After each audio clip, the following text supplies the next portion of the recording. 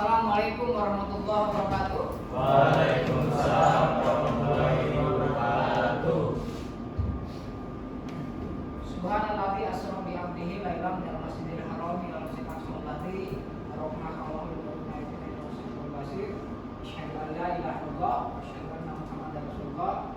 Allahumma shalli ala Muhammad wa ala ali Muhammad kama shallaita ala Ibrahim wa ala ali Ibrahim wa barik ala Muhammad wa ala ali Muhammad kama barakta ala Ibrahim wa ala ali Ibrahim fil alamin innaka Hamidum Majid. Qala Allah ta'ala fil Qur'anil Karim, a'udzubillahi minasyaitonir rajim. Bismillahirrahmanirrahim.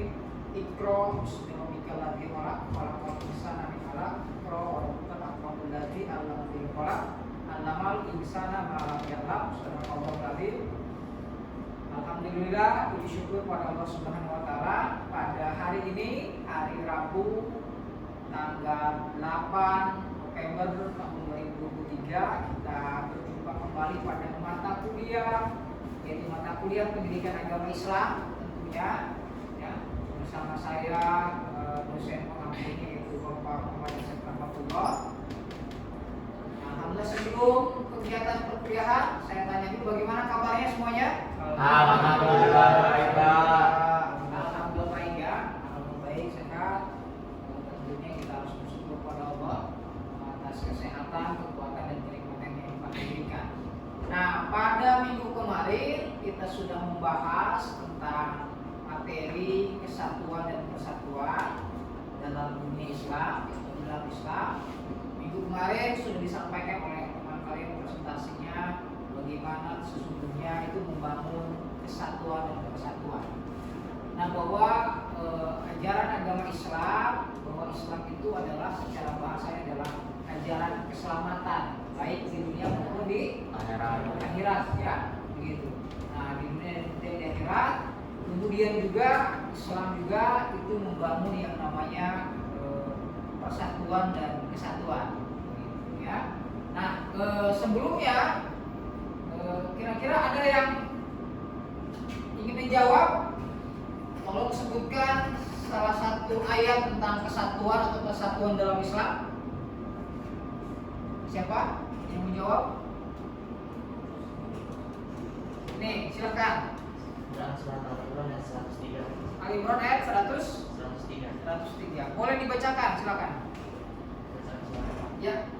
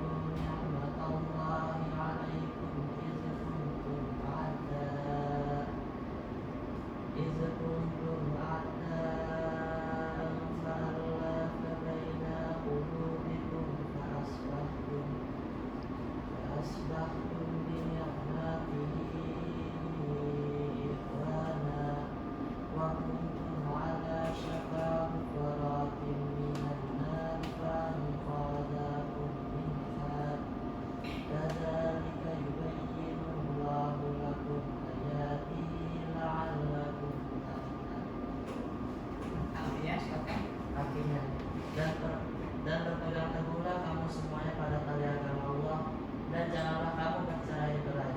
Dan ingatlah nikmat Allah padamu ketika kamu dalam masa jahiliyah bermusuhan. Lalu Allah mempersatukan hatimu sehingga dengan karunia-Nya kamu menjadinya bersaudara.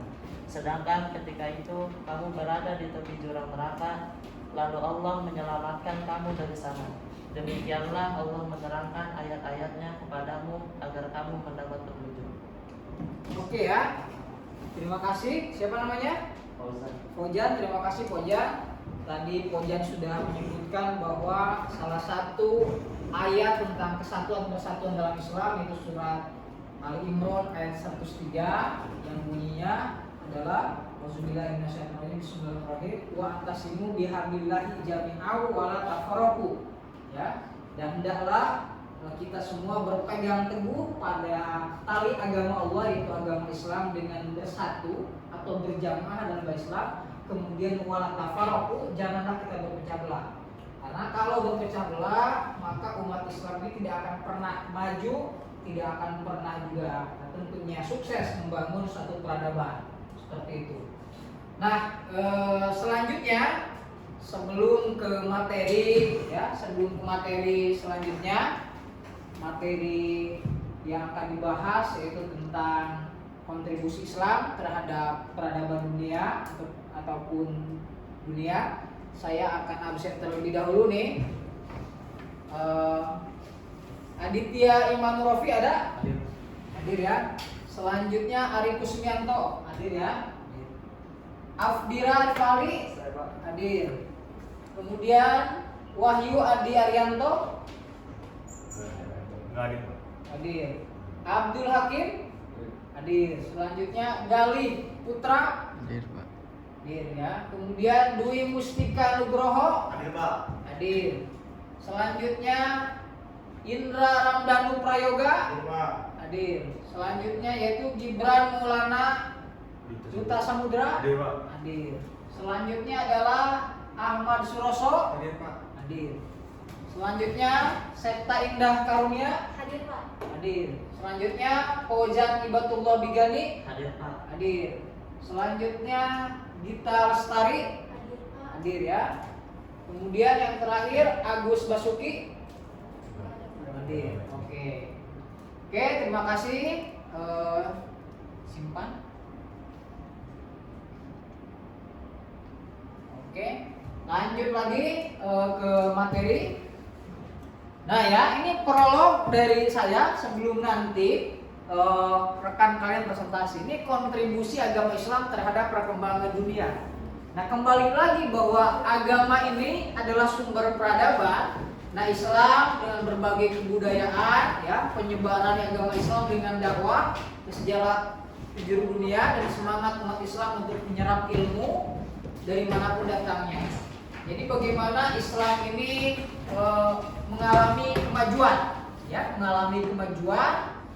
karena ya memang beberapa hal tentunya dalam agama Islam. Lanjut. Nah, ini ada beberapa faktor kemajuan atau pendorong kemajuan dalam Islam. Pertama adalah faktor internal. Jadi faktor internal dalam Islam ini adalah pertama konsistensi, sama ya, konsistensi, komitmen, kemudian juga atau keistiqomahan tadi. Istiqomah bahasa Arabnya. Ya, umat Islam pada ajaran agama Islam apa? Pertama adalah surat Al-Mujadalah ayat 11. Ya, yang bunyinya bismillahirrahmanirrahim yarfa'ullahu alladziina aamanu bil darajat. Jadi orang-orang yang nanti mencari ilmu pengetahuan, Allah akan angkat derajatnya, gitu ya, akan angkat derajatnya. Kemudian, nah yang ini yang sering saya bacakan di prolog, yaitu surat Al-Alaq ya. Auzubillahi minasyaitonirrajim. Bismillahirrahmanirrahim. Iqra bismillahirrahmanirrahim. Khalaqal insana min 'alaq. Iqra wa rabbukal akramul ladzi 'allama bil qalam. 'Allamal insana ma lam ya'lam. Ya. Bacalah. Di situ Iqra, bacalah. Nah, baca itu adalah perintah. Perintah siapa? Allah. Perintah Allah lewat malaikat kepada Nabi Muhammad. Ya. Jadi perintahnya adalah membaca. Nah, baca di situ bisa teks, bisa konteks. Teks itu adalah bagaimana teks-teks Quran ketika diturunkan, Nabi membaca itu. Dia membaca Iqra. Tapi sebelumnya Nabi tidak bisa membaca sampai dituntun oleh malaikat sampai 3 kali. Sampai Nabi bisa membaca. Kemudian setelah itu Iqra bismi rabbikal ladzi khalaq, bacalah dengan menyebut nama Rabbmu yang menciptakan. Ya. Jadi bagaimana Allah menciptakan manusia, menciptakan alam semesta, makanya kita segala aktivitas itu harus bismi rabbikal, bismillah atau bismi. Dalam bahasa Inggris itu is name, what is your name?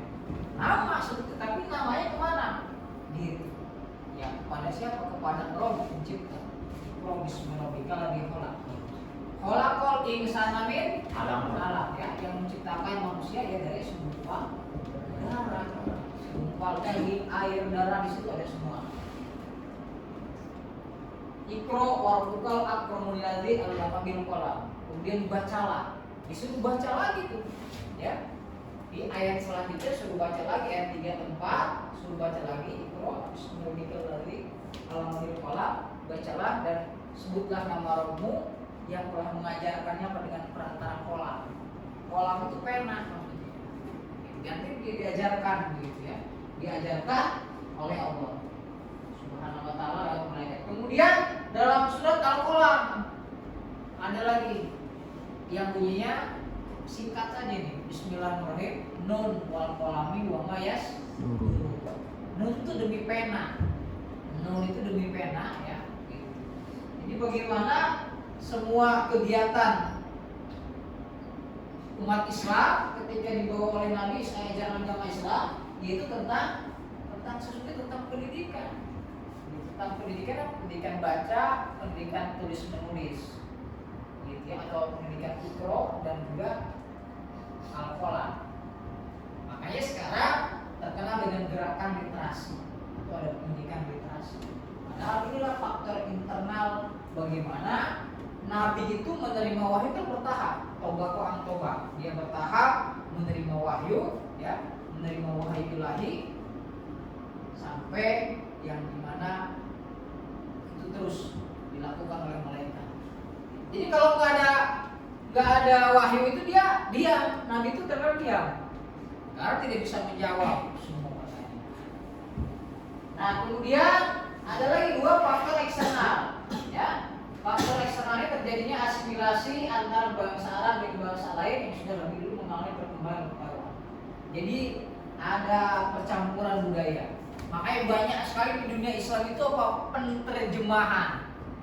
Jadi bahasa-bahasa yang dari mana bahasa peradaban misalkan dari Mesir, dari Yunani, ya dari Eropa itu banyak sekali diterjemahkan ke dalam bahasa Arab oleh ilmuwan Muslim.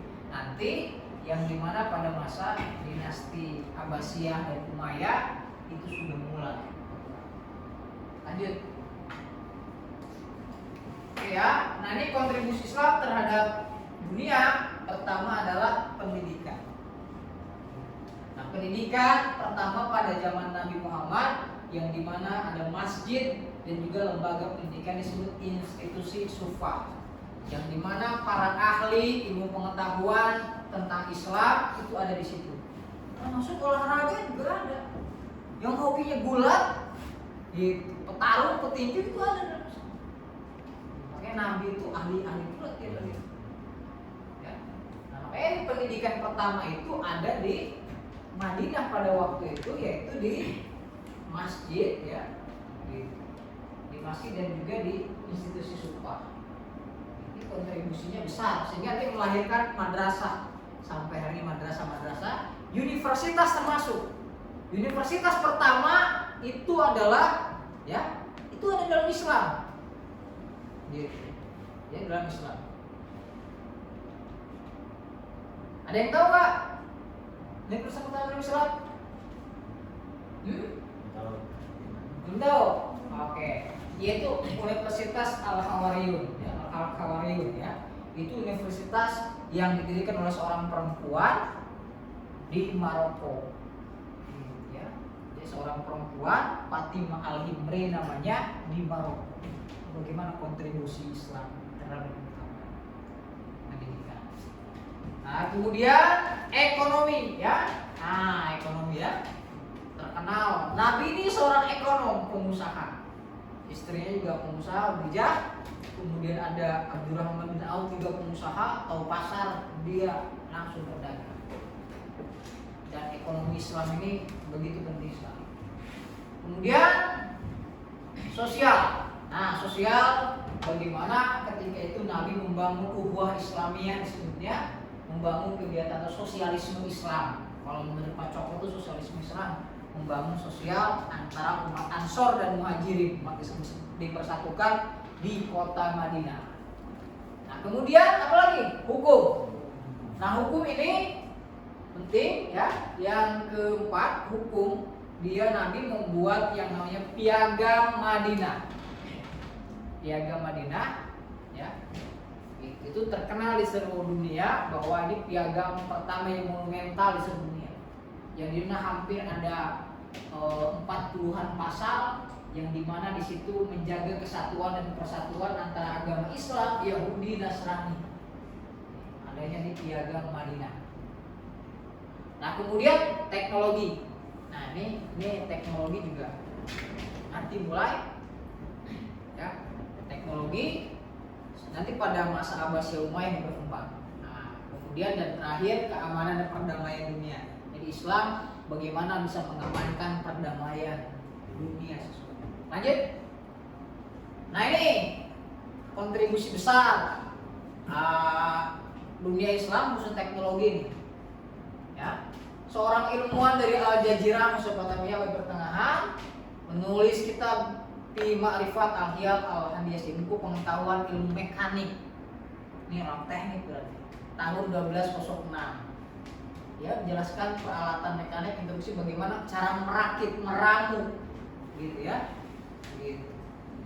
Kemudian, ini namanya apa siapa? Al-Jazari. Al-Jazari itu ilmuwan muslim. Nama panjangnya Abu Ali Ismail Ibnu Al-Rajaz Al-Jazari. Begitu ya.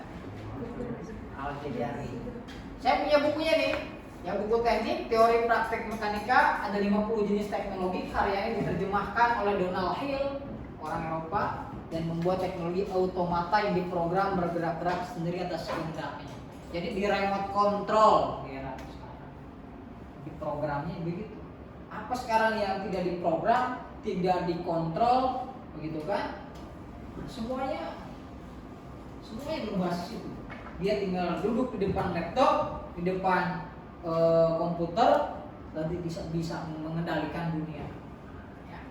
Al-Jazari ini orang yang dalam Islam ya. Lanjut. Nah ini karya-karyanya tuh, ya. Karya-karya beliau. Pertama, sebutkan karyanya. Pertama, robot band di atas perahu yang ditabuh oleh 4 pemain musik. robot band ya. Ditabuh musik. Lanjut lagi. Sebutkan. Robot pramusaji yang menghidangkan air. Jadi ada robot pramusaji, cara menghidangkan airnya gimana nih? Jadi ada kayak pembantu berarti ya, kayak pembantu office boy. Nah lanjut lagi. Ini. Robot wanita cuci tangan dari toilet. Toilet ya. Jadi cuci tangan ada semacam robot kayak patung gitu. Dia misalkan masukin sabun gitu ya, langsung. Yang keempat silakan. Robot burung merak otomatis bergerak. Ya, robot burung merak yang otomatis bergerak. Biasanya di istana begitu ya. Jadi kalau di istana tuh berbagai macam robot. Kemudian lanjut lagi. Peralatan rumah tangga yang dibantu tenaga air. Ya, ada peralatan rumah tangga yang dibantu oleh tenaga air. Lanjut lagi. Sekarang, ya jadi teknologi itu ini artificial intelligence ini, nah ya, padahal dari dulu sudah berkembang. Jadi kalau anak kecil kan senang-senang aja melihat gambar. Gambar apa ini, Gibran? Robot manusia, berbentuk manusia. Manusia ya. Kalau anak kecil senang ya. Jangan kan anak kecil, anak udah dewasa juga senang kalau orangnya cakep katanya. Oke, lanjut ya. Nah, ini lagi bahwa ada 5 masalah dalam agama Islam terhadap kontribusi dunia. Gitu ya. Masalah itu kemaslahatan, keselamatan ya. Gitu yang di mana baik kehidupan dunia maupun akhirat yang harus terwujud gitu untuk mengatasi segala bentuk kerusakan atau kemadorotan. Nah, pertama tolong dibaca. Masalah Satu. Penjagaan atas agama Hifz al-Din. Islam memandang agama sebagai maslahat pokok manusia. Maka penjagaannya adalah sebuah keharusan. Hifduddin itu penjagaan atas agama Islam. Jadi bagaimana maslahat manusia maka penjagaannya. Jadi din itu aturan undang-undang untuk menjaga keberlangsungan kehidupan umat manusia baik Islam maupun non-Muslim. Lanjut. 2 dibacakan Yang atasnya. seorang manusia menganggap bahwa menghilangkan nyawa seseorang adalah kejahatan besar yang sama dengan menghilangkan seluruh nyawa manusia. Islam juga melarang seseorang tidak menghargai nyawanya sendiri. Maka membahayakan nyawa merupakan larangan dalam Islam. Yang pertama, barang siapa yang membunuh seorang manusia bukan karena orang itu membunuh orang lain atau bukan karena membuat kerusakan di muka bumi, maka seakan-akan dia telah membunuh manusia seluruhnya. Yang kedua, dan janganlah kamu membunuh dirimu, sesungguhnya Allah sangat maha penyayang kepadamu. Oke ya. Berarti 2 ya, itu namanya penjagaan atas jiwa atau hifdzun nafas. Islam itu memuliakan nyawa. Makanya pembunuhan itu dilarang. Ya, apalagi sekarang maraknya pembunuhan, makanya itu Islam itu melarang pembunuhan. Saya tanya, kalau kakak kamu dibunuh marah nggak kamu? Marah. Kalau ibu kamu dibunuh marah nggak? Marah.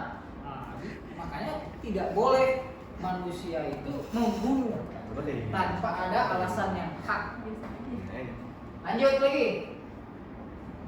Silakan dibacakan 3-nya atasnya penjagaan. Iya. 3. Penjagaan atas akal. Islam memuliakan akal manusia dan meminta mereka mengoptimalkan penggunaannya untuk kemaslahatan manusia. Islam juga melarang aktivitas yang merusak dan menghilangkan akal seperti minum khamar dan mabuk-mabukan. Lebih dari itu, Islam juga memberikan hukuman kepada setiap orang yang berpartisipasi dalam setiap aktivitas produksi, distribusi dan juga konsumsi khamar. Hai orang-orang yang beriman, sesungguhnya meminum khamar, berjudi, berkorban untuk berhala, mengundi nasib dengan panah adalah termasuk perbuatan syaitan. Maka jauhilah perbuatan-perbuatan itu agar kamu mendapat keberuntungan. Quran surat Al-Maidah ayat 90. Ya, jadi bagaimana menjaga akal sehat kita, rasional kita, hati kita, semuanya sesungguhnya. Organ tubuh kita dari akal sampai organ tubuh sampai kaki, tangan itu semuanya dijaga. Ya. Selanjutnya 4. Oke, silakan dibaca. Siapa nih? Nah, kamu ya, baca.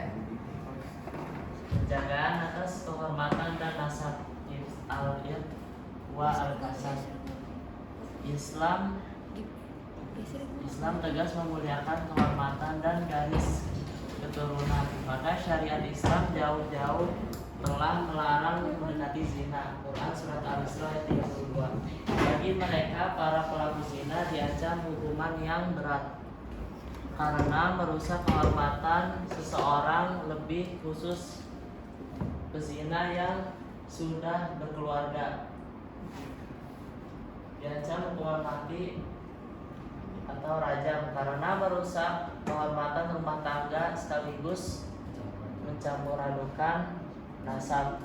Perempuan yang berzina dan laki-laki yang berzina maka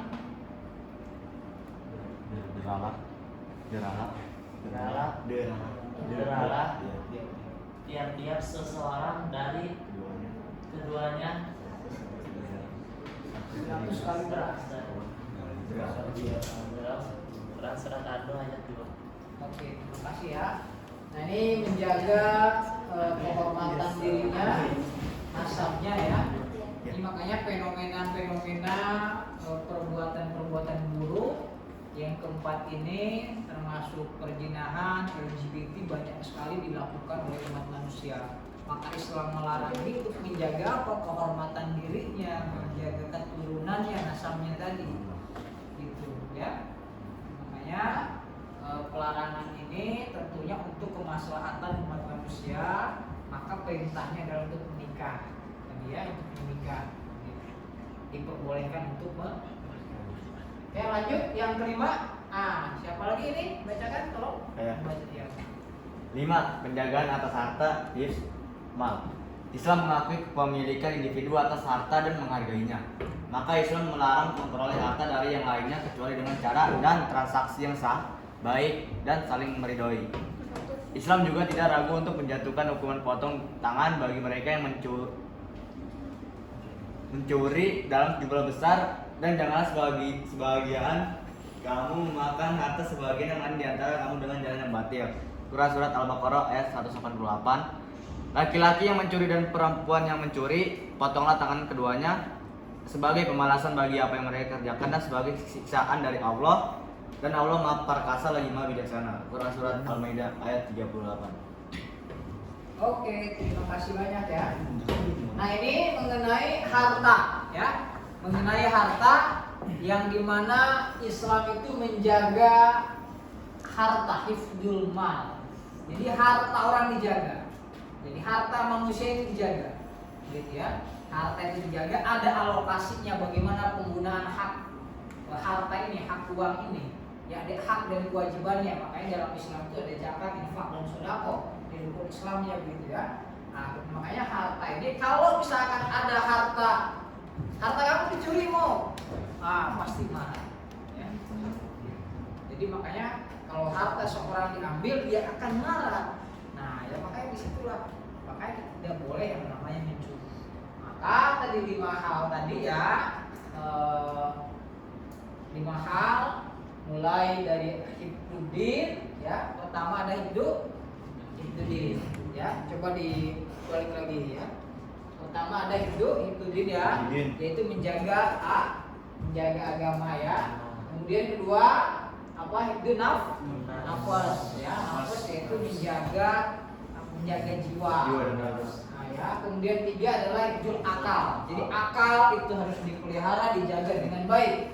Kemudian yang keempat ada hifdzul dan nasab. Bagaimana menjaga kehormatan diri dan keturunan agar kita memiliki kehormatan dan keturunan yang baik-baik. Dan yang kelima adalah hifdzul mal, yaitu menjaga amal. Nah, maka kontribusi Islam ini besar terhadap apa? Terhadap dunia tadi. Ya, bahwa pertama adalah terhadap pendidikan. Bagaimana kontribusi Islam ya, terhadap dunia pendidikan, terhadap kemudian ekonomi, sosial, kemudian juga hukum. Kelimanya adalah teknologi dan juga ya keamanan dan perdamaian dunia. Ya, bisa dipahami? Sampai di sini ada pertanyaan? Silakan.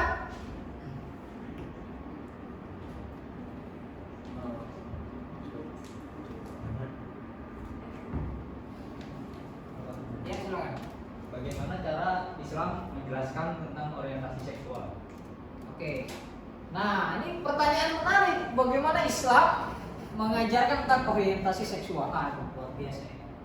Jadi memang seharusnya pendidikan seksual itu diajarkan dalam Islam itu ketika dia akil balik. Nah, usianya pas akil balik ini harus diajarkan. Agar apa? Agar terarah, terukur.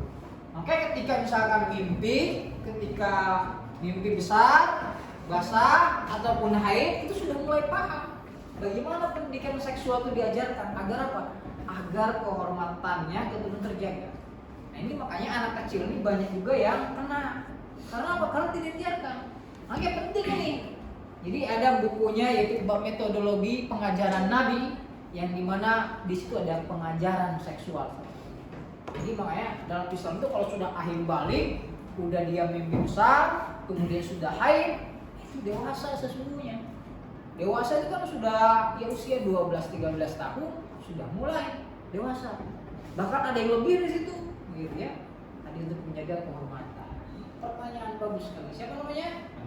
Aditya, bagus. Ada lagi? Silakan. Satu lagi. Ya, silakan.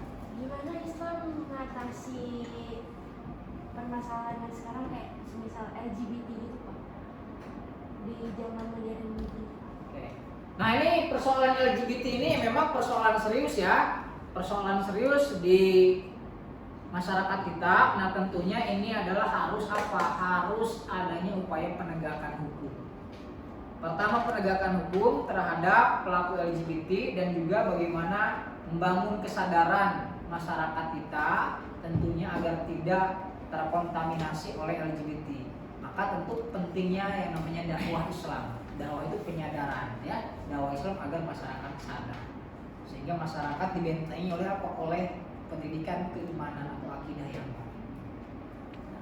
Itu saja ya. Apa oke? Itu terima kasih banyak, pertanyaannya sangat luar biasa. Tepuk tangan buat semuanya. Jadi terima kasih, mudah-mudahan ilmunya bermanfaat ya. Itu mari kita sama-sama tutup dengan hamdalah. Alhamdulillah. Nun wal qalam yasturun bila bisa berhak fastabiqul khairat. Assalamualaikum warahmatullahi wabarakatuh. Waalaikumsalam.